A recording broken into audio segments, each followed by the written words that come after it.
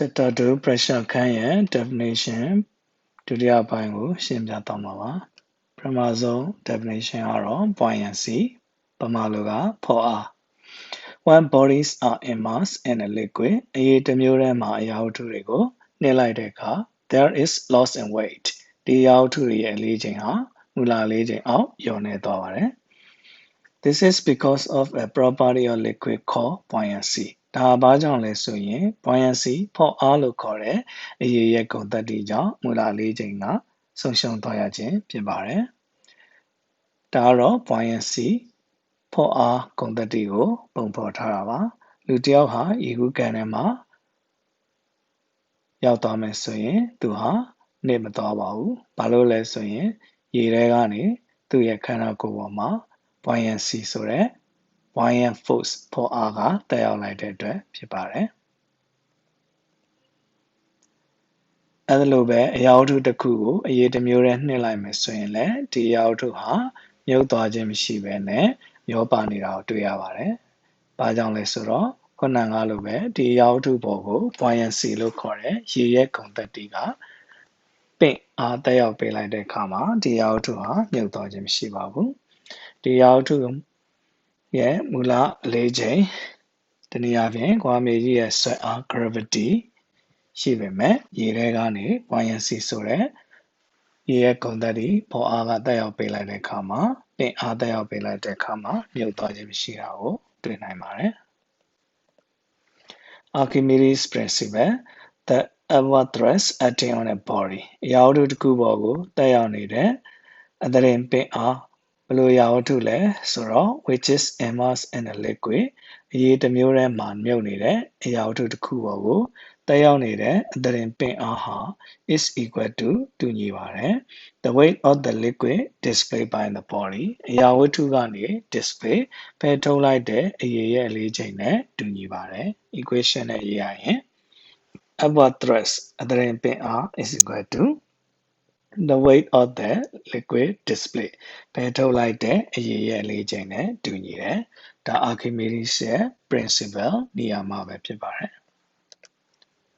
Archimedes ရဲ့နေရာမှာကိုတသက်ပြထားတာကတော့အခုပုံမှာတွေ့ရပါတယ်။ပုံမှာတထုတုံးလေးဟာရေထဲမနစ်ခင်5 kg လေးချိန်ရှိတယ်။သူ့ကိုရေထဲနှိပ်လိုက်တဲ့အခါမှာရေရဲ့ဂုဏ်သတ္တိ buoyancy ဖော့အားကြောင့်သူ့ရဲ့မူလအလေးချိန်5 kg ကနေ2 kg ဖြစ်သွားတယ်။သူ့ကိုနှိပ်လိုက်တဲ့အတွက်ခွက်ထဲကရေတွေဟာခွက်သေးလေးတွေကိုရှန်ကျလာမယ်။ရှန်ကျလာတဲ့ရေရဲ့အလေးချိန်ကိုအင်္ဂလိပ်လို Archimedes principle အရ liquid displayed by the body ဒီသတ္ထုတုံးလေးကနေဖယ်ထုတ်လိုက်တဲ့ရေရဲ့အလေးချိန်လို့ခေါ်တယ်။အဲဒီသတ္ထုတုံးလေးကဖယ်ထုတ်လိုက်တဲ့ရေရဲ့အလေးချိန်ဒီဘာနဲ့ညီလဲဆိုရင်သတ္ထုတုံးလေးပေါ်တက်ရောက်လိုက်တဲ့ပင်အား2 kg နဲ့ညီပါတယ်။ Archimedes principle ကိုသက်သေပြထားခြင်းဖြစ်ပါတယ်။ Upward thrust အသရင်ပင်အားရဲ့ definition ကတော့ the net force acting on the block ဘလော့တုံးလေးပေါ်ကိုတက်ရောက်နေတဲ့အသရင်အားဒီဘလော့တုံးလေးကတော့ immersed in a liquid အရည်တစ်မျိုးထဲမှာနှိမ့်မြုပ်နေတယ်အဲ့ဒီနှိမ့်မြုပ်နေတဲ့ဘလော့တုံးပေါ်မှာတက်ရောက်နေတဲ့အသရင်အားဟာ in the upward direction အပေါ်ကိုဦးတည်ချက်နဲ့တက်ရောက်လိုက်တဲ့ဒီအသရင်အားလေးကိုတော့ is called upward thrust အသရင်ပင်အားသို့မဟုတ် or buoyant force ရေရဲ့ဂုဏ်သတ္တိဖော့အားလို့ခေါ်ပါတယ်။ Hydrometer the hydrometer ဆိုတာ is an instrument ကရိယာတစ်ခုဖြစ်တယ် for measuring the density or related density of liquids အရည်ရဲ့သိပ်သည်းစာသို့မဟုတ်နှိုင်းရသိပ်သည်းစာ related density ကိုတိုင်းတာဖို့ရန်အတွက်အသုံးပြုတဲ့ကရိယာလေးပါပုံမှန်ဆိုရင်တော့ဘက်ထရီထဲမှာထည့်ထားတဲ့ acid တွေရဲ့ related density ကိုတိုင်းတာတဲ့ပုံလေးကိုပြထားခြင်းဖြစ်ပါတယ်Pascal ရဲ့နေရာမှာ when a fluid အရည်တစ်မျိုးကို completely fills a vessel ခွက်ထဲမှာအပြည့်ဖြစ်ပြီးတော့ and a pressure is applied to it အဲ့ဒီအရည်ကိုဖိအားပေးလိုက်ပါတယ် at any part of the surface အရည်မျက်နှာပြင်ရဲ့မည်သည့်နေရာမှာမဆိုဖိအားပေးလိုက်တဲ့အခါမှာ that pressure ပေးလိုက်တဲ့ဖိအားတွေဟာ is transmitted equally မျှတစွာပြန့်နှံ့သွားတယ် throughout the whole of the enclosed fluid Alone beta ye kulong piabiro, Yatasa pianandare. In Sembene Yaino, P in is equal to P out. P like the PRD, Totore PRN, do the loo, walk in is equal to walk out. P like the low RD, Totore low RN, do bare. PDF over A နဲ့ ညီတဲ့အတွက်ကြောင့် PN နေရာမှာ FN over AN is equal to P out နေရာမှာတော့ F out over A out ဆိုပြီးတော့စာထုတ်လို့ရတယ်အဲ့လိုပဲ W is equal to FS နဲ့ညီရလို့ chapter 1မှာပြောခဲ့တယ်ဒါကြောင့် WN နေရာမှာ FN SN is equal to W out နေရာမှာ F out S out ဆိုပြီးတော့အစားထိုးလို့ရပါတယ်ဒါလေးကတော့ Pascal law ကိုအသုံးပြုပြီးတော့အလွန်လေးလံတဲ့ကားကိုမတင်ပြထားတဲ့ပုံလေးဖြစ်ပါတယ်။ဒီဘက်ကများနီအသေးလေးကတော့ pressure in နဲ့ piston အသေးလေးကိုကိုစားပြုတယ်။ညာဘက်ကကားရှိတဲ့နေရာကများအနီကတော့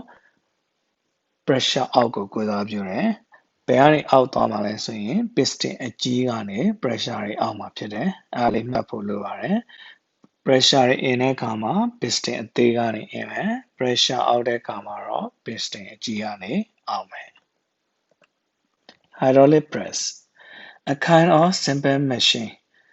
ရိုးရှင်းတဲ့စက်မျိုးစားတစ်ခုဖြစ်တဲ့ based on Pascal law Pascal နိယာမကိုခြေပြုပြီးတော့တည်ဆောက်ထားတယ် which is very useful ဒီ hydraulic press ဟာအလွန်သုံးဝင်တယ် for baling jute သတ္တုတွေကိုအပြားလုပ်တဲ့အခါ for shaping steel သတ္တုတွေကိုပုံဖော်တဲ့အခါ and metal sheets သတ္တုပြားတွေကိုပုံဖော်တဲ့အခါ and for the compression of soft metals into cups of varying shapes ပုံစံမျိုးစုံရှိနေတဲ့ခွက်တွေထဲမှာသတ္တုအပျော့တွေကိုပုံဖော်တဲ့အခါ and for the pressing of automobile bodies မော်တော်ကားကိုယ်ထည်တွေကိုဖိသိပ်တဲ့အခါမှာပုံဖော်တဲ့အခါမှာ hydraulic press ကိုအသုံးပြုနိုင်ပါတယ်ဒါကတော့ hydraulic press ရဲ့ပုံလေးပါ hydraulic lift a very useful device အလွန်သုံးဝင်တဲ့ပစ္စည်းကိရိယာတစ်ခုဖြစ်တယ်သူကိုလည်း based on Pascal law Pascal ရဲ့နိယာမကိုအခြေခံပြီးမှတည်ဆောက်ထားတယ် which is used ၎င်းကိုသုံးစွဲနိုင်တယ် for lifting vehicles စက်တပ်ယာဉ်တွေကိုမတင်တဲ့အခါ on ramps symbol for repairs and servicing စက်တပ်ယာဉ်တွေကို repairs ပြုပြင်ဖို့ရန်နဲ့ and servicing လုပ်ဆရာရှိတာတွေပြုပြင်ဆရာရှိတာတွေကိုလုပ်နိုင်ဖို့ symbol တင်တဲ့အခါ ramp ဆိုတဲ့ symbol ကိုတင်တဲ့အခါမှာအသုံးပြုနိုင်တယ်